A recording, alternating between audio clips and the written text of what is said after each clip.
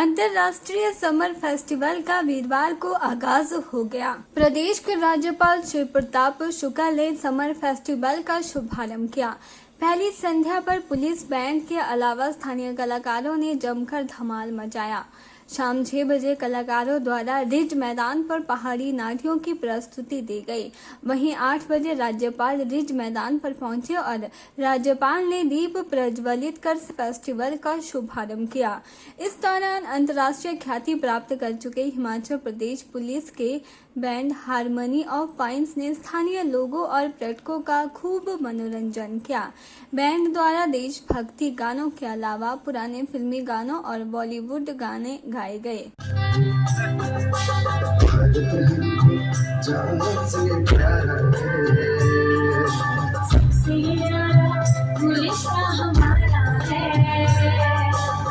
सदियों से भारत बनी दुनिया की शान, भारत मां की रक्षा में भारत हमको जान से प्यारा है, सबसे प्यारा पुलिस का हमारा है। भारत उजड़े नहीं अपना चमन, टूटे नहीं अपना बदन, गुमराह कर दे कोई, बर्बाद ना कर दे कोई। मंदिर यहाँ मस्जिद यहाँ, हिंदू यहाँ मुस्लिम यहाँ, मिलके रहे हम प्यार से जाओ।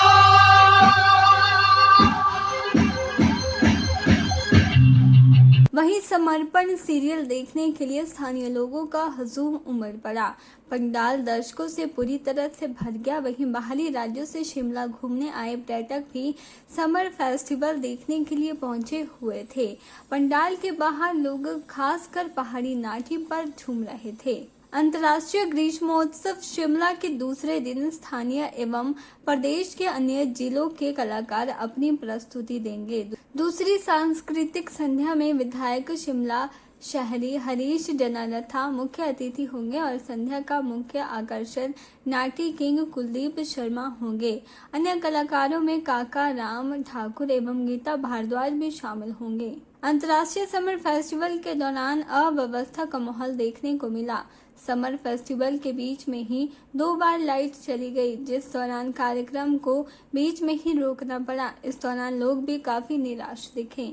के चैनल के लिए शिमला से पुष्पेंद्र कुमार की रिपोर्ट।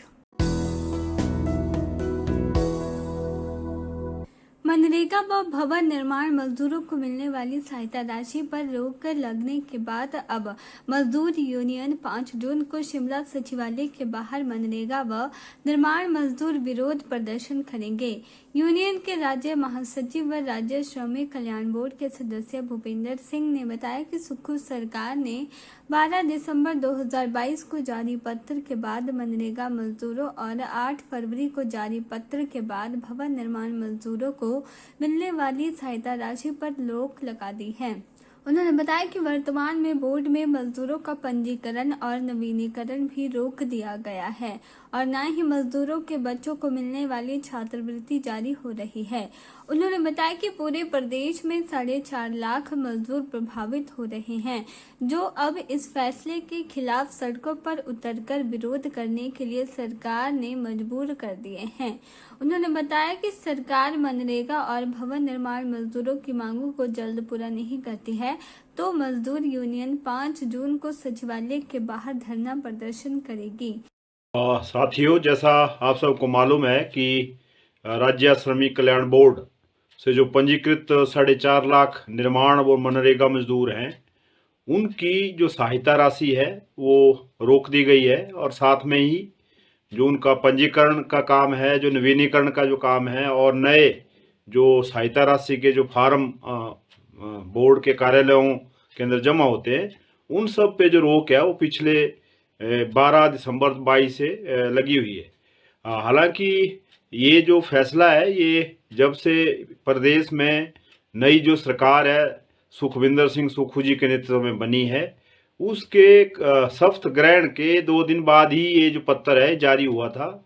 और शुरू में हमारी यूनियन का ऐसा मत था कि शायद ये जो अफसरशाही है बोर्ड की और श्रम और जो रोजगार विभाग है उनके अपने स्तर पे निर्णय शायद लिया गया होगा, और ये इस निर्णय को जल्दी ही सरकार वापस करेगी।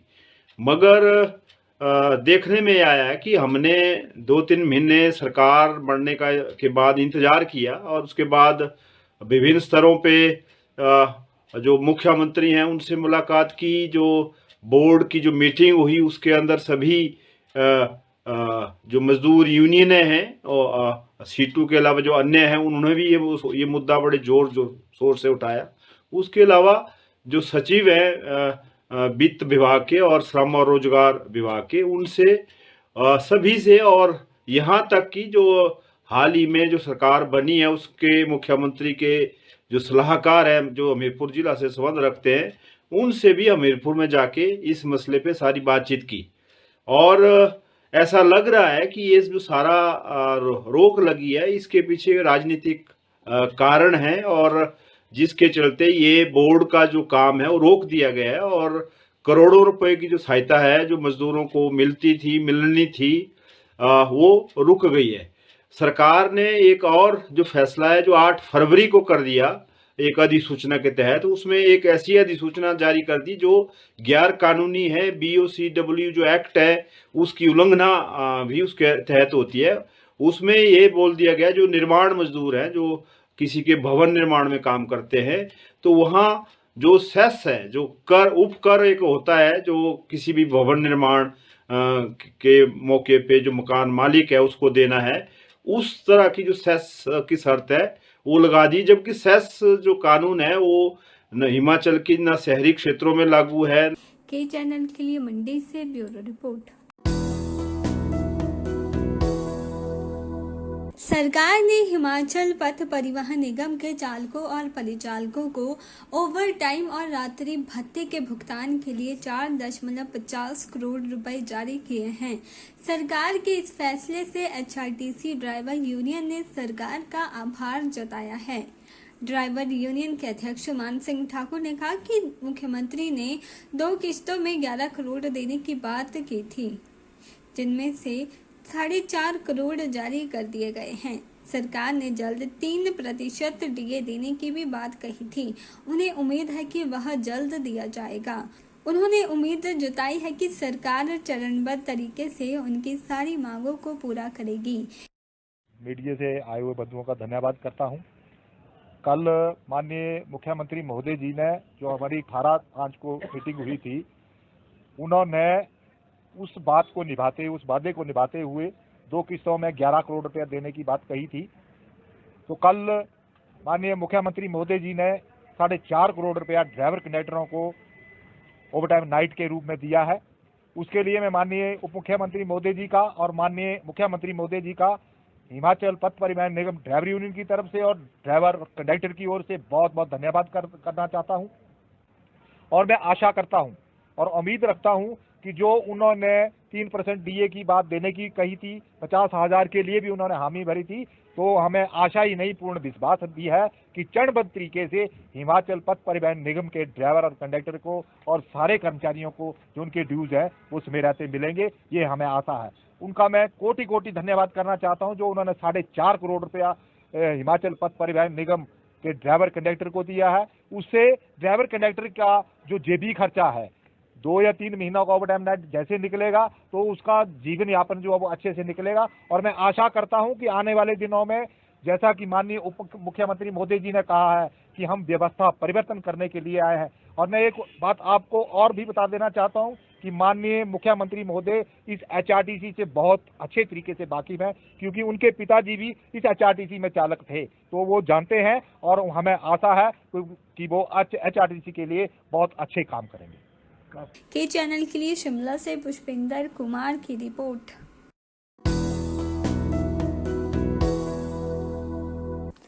यातायात नियमों एवं बेतरतीब सड़क किनारे वाहनों की पार्किंग करने वालों पर अब सोलन पुलिस ने सख्ती शुरू कर दी है। सोलन के सपरून स्थित पुलिस ने उप पुलिस अधीक्षक भीष्म ठाकुर की अगुवाई में पैदल चलने वाले रास्ते में खड़ी गाड़ियों के चालान किए, वहीं वहां पड़ी रेहड़ियों को भी हटाया। उल्लेखनीय है कि यहां पर बेतरतीब वाहन पार्किंग से आए दिन हादसे होते थे, जिसके चलते स्वयं पुलिस अधिकारियों ने मोर्चा संभालकर शहर के सभी वार्डों में कार्यवाही शुरू कर दी है। हमारे संवाददाता से बात करते हुए उप पुलिस अधीक्षक भीष्म ठाकुर ने बताया कि लोगों की शिकायत के बाद बेतरतीब सड़क किनारे खड़े वाहनों के चालान किए गए व रेडियो को भी हटाया गया। भीष्म ठाकुर ने बताया कि उन्होंने नगर निगम के सभी पार्षदों के साथ वार्ता कर एक ग्रुप बनाया है। यदि किसी भी वार्ड में यातायात नियमों के विरुद्ध सड़क किनारे वाहन खड़े किए जाते हैं तो वह उसकी जानकारी पुलिस को दे। पुलिस तुरंत ऐसे लोगों पर कार्यवाही करेगी ताकि हादसों को टाला जा सके।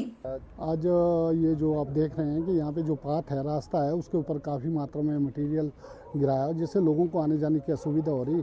कल ही एक दुर्घटना यहाँ पे हुई और लोगों की शिकायत पे जो है प्रॉम्प्ट जो है एक्शन लिया गया, जिसमें जो है 3-4 रेडियाँ जो मौके पे पाई गई उनको हटा दिया गया। 114 पुलिस एक्ट में उनके चालान कर दिए गए और वो अपने कब्जे में ली गई है। और मौके पे जो रॉ मटेरियल है, पत्थर और रोड़ी वगैरह है, और इसके भी 283 IPC में चालान केस पंजीकृत किया जा रहा है। और विभाग अपने कर्मचारी जो पुलिस चौकी सफरून व ट्रैफिक के उनको आदेश दे दिए गए, जितनी भी ये गाड़ियाँ हैं 10 गाड़ियों के चालान कर दिए गए। बाकी जो गाड़ियाँ हैं और ये पाथ को जो है क्लियर करें और लोगों की आवाजाही के लिए इसको सुचारू रूप से चालू करें। और इस संदर्भ में जो है कॉरपोरेशन के कर्मचारियों अधिकारी को मौके पे बुलाया गया, जो आपके सामने आया है, जिन्होंने भी इस संदर्भ में काफ़ी सहयोग दिया है। और भविष्य में इस तरह की जो न्यूसेंस की जो कार्रवाई होने नहीं दी जाएगी और उनके खिलाफ कानूनी कार्रवाई की जाएगी।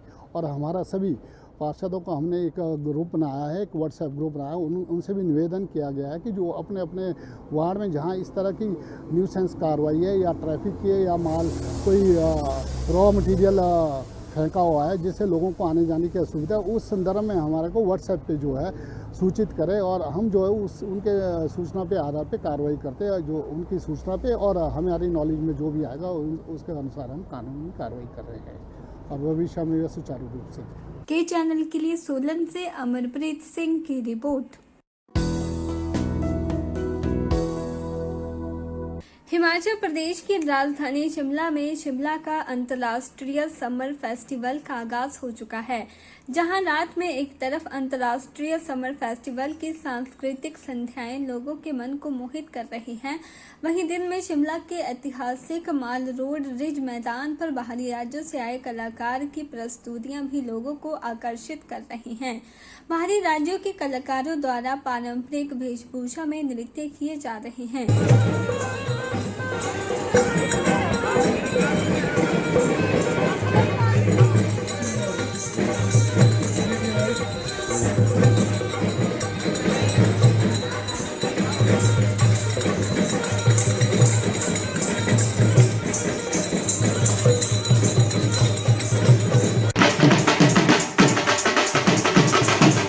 शुक्रवार को राजधानी शिमला में ऐतिहासिक माल रोड पर राजस्थानी, हरियाणा और पंजाब से आए कलाकारों ने अपनी संस्कृति का प्रदर्शन किया, जिसमें राजस्थान का प्रसिद्ध चक्रा नृत्य, पंजाब का भांगड़ा नृत्य प्रमुख रहे। इन कलाकारों के नृत्य को देखकर आसपास ही से शिमला के माल रोड से गुजर रहे राहगीरों के कदम थम गए और इनकी कला का आनंद लेते हुए नजर आए। खासकर पर्यटकों के लिए आकर्षण का केंद्र बना हुआ है। नृत्य को देखने के लिए भीड़ उमड़ रही है।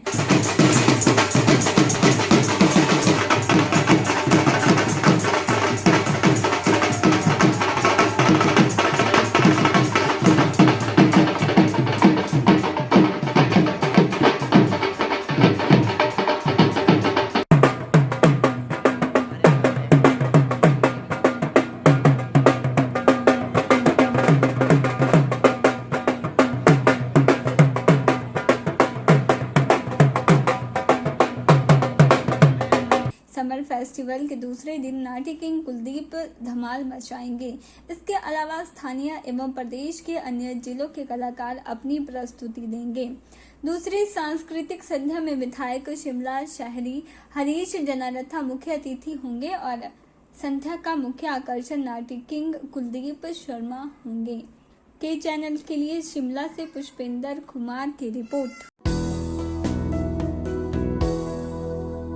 राजधानी शिमला में स्ट्रीट लाइटों का रखरखाव करने वाली कंपनी के खिलाफ नगर निगम सख्त हो गया है। कंपनी द्वारा खराब स्ट्रीट लाइट को ठीक नहीं किया जा रहा, जिसके चलते अब कंपनी को नगर निगम ब्लैक लिस्ट करने की तैयारी में है। शुक्रवार को नगर निगम के मेयर सुरेंद्र चौहान की अध्यक्षता में शहर की स्ट्रीट लाइटों की व्यवस्था को लेकर एक बैठक हुई। इसमें बिजली बोर्ड के अधिकारियों से लेकर शहर में स्ट्रीट लाइटों के रखरखाव संभालने वाली कंपनी के पदाधिकारियों ने भी मौजूद रहे। इस दौरान आउटसोर्स पर काम कर रही 3 कंपनियों के अधिकारियों ने ऑनलाइन हिस्सा लिया। नगर निगम के मेयर सुरेंद्र चौहान ने कंपनी को सोमवार से रखरखाव का काम शुरू करने का अल्टीमेट दिया है। यदि इसमें देरी होती है तो कंपनी को ब्लैकलिस्ट कर दिया जाएगा। इसके बाद कंपनी शहर में व किसी भी तरह का काम नहीं ले सकेगी।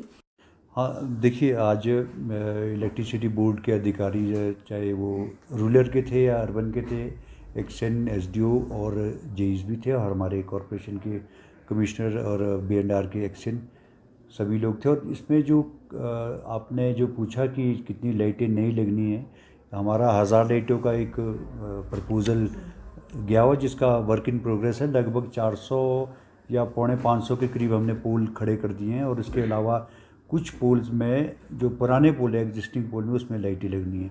सबसे बड़ा इशू हमारा पिछले हाउस में आया था कि लाइटें ख़राब है, काफ़ी लाइटें ख़राब है, उसको अटेंड नहीं किया जा रहा कंप्लेंट्स को। उसकी एक कंपनी है जो बिजली बोर्ड ने 2-3 कंपनीज़ को साथ एग्रीमेंट किया हुआ, जिसमें EESL है जो मेंटेनेंस देखती है, और एक पोल जो है वो इलेक्ट्रिसिटी बोर्ड खड़ा करता है। इनके दो तरह की इश्यूज़ हैं। तो एक पोल खड़ा करता है बिजली बोर्ड, और जो लाइट को मेंटेनेंस और लगाते हैं वो EESL के लगाते हैं। EESL एक कंपनी है जिसने आगे सबलेटिंग कर रखी है फ्लोरिडा को। फ्लोरिडा कंपनी के साथ हमारी ऑनलाइन मीटिंग हुई आज अभी। इसके साथ ही हमने उनको लाइन पे लिया था, ऑनलाइन उसने अपने इश्यूज़ को एड्रेस किया था, जिससे हम लोग इतने सेटिस्फाई नहीं थे।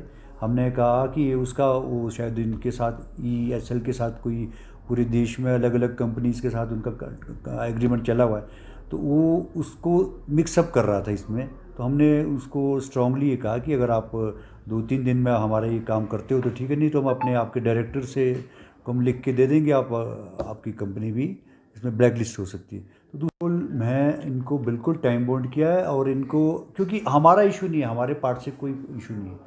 EESL का वो खुद इनके जो यहाँ पे मिनिस्टर मनीष है वो आए थे, तो उनकी हमारी तरफ से ना कोई पेमेंट का इशू है ना कुछ और, हमने तो पूरी पेमेंट करेगी।